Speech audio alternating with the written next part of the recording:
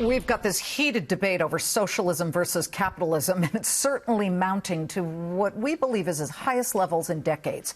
Freshman Congresswoman Alexandra Ocasio-Cortez and 2020 presidential hopeful Bernie Sanders have really lit a fire, reigniting this argument. And as we bring you both sides this week, we begin with a self-described hardcore capitalist, billionaire investor Mark Cuban.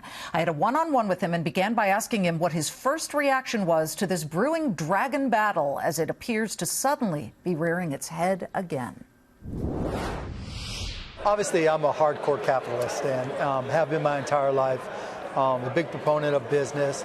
And my honest answer to that is I don't think people truly understand what socialism is when they talk about socialism, whether it's Bernie Sanders, whether it's AOC.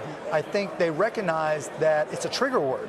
And they use it just to get people all riled up as opposed to really being socialists. I mean, Bernie Sanders just released a book and was all excited about making $1 million. More power to him. Yeah. But yet, you understand, or do you, why this is suddenly being generated as a topic of conversation? We have the largest wealth gap of most developed nations. Without question. So, of course, it wouldn't surprise you that people are starting to drop that trigger word that you talked about. Yeah, and, you know, the question is, how do you solve income inequality? You know, the country, the Constitution, I don't think anybody truly believes switching to socialism is going to bridge that gap. But I do think it's a conversation that we need to have because income inequality leads to social disruption. And the biggest risk to this country, and the biggest risk to all businesses is violence. And, that's what we want to solve. The question is, how do we do it? Okay. Any ideas, Mr. Cuban? Yeah, lots of ideas. I think we have to invest more in education. Look, there's different ways to do things. And as a capitalist who's always leaned libertarian, historically I've been against big government programs. But I think what's changing now is we're becoming so much more technologically advanced that we have to go from the old days of government programs being 10,000 bureaucrats coming to a compromise that doesn't work, to really starting to understand government as a service and introducing programs that leverage data. Because not all communities, disadvantaged communities, are the same. We have to customize things. We have to learn what programs work, and data tells us this thing. So you add a little data, a little compassion, a little compassionate capitalism, because that's where the money's going to come from, and I think we can find solutions. Do you think this current administration can do that or is doing that? I think CMS is doing a lot. Health and Human Services, with Secretary Azar and Seema Verna, they're really, one of the challenges with healthcare, and the cost of healthcare really pushes down, so the people that have the least amount of money face the greatest challenges. And, whether it's spreading Medicaid, we can argue about that, but the reality is that when you can't afford healthcare, you can't go to school and be healthy. But what CMS is doing, they're taking out a lot of the silos that the insurance companies created, that the ACA created, and making it a much more data-driven environment through their Blue Button program, through other data-driven evaluations and payment programs that they have.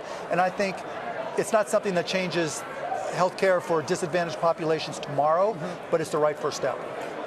You've got Joseph Stiglitz, the Pulitzer Prize-winning author, coming out and talking about progressive capitalism, which maybe it's a hybrid between socialism and capitalism. Do you understand what he's talking about, and do you agree with that? Well, I don't know specifically, I haven't read it, but we've always been a hybrid. You're only as strong as your weakest link, whether you're a business or whether you're a country, whether you're a community. And so, we've had Social Security. We've had Medicare. So we've always been a hybrid. We just haven't been as effective as we've needed to be. And I think one of the challenges is, the greatest product in America right now are shares of stock. That's how rich people get richer, right? And so, we've got to come up with ways so that it's easy for me to get richer.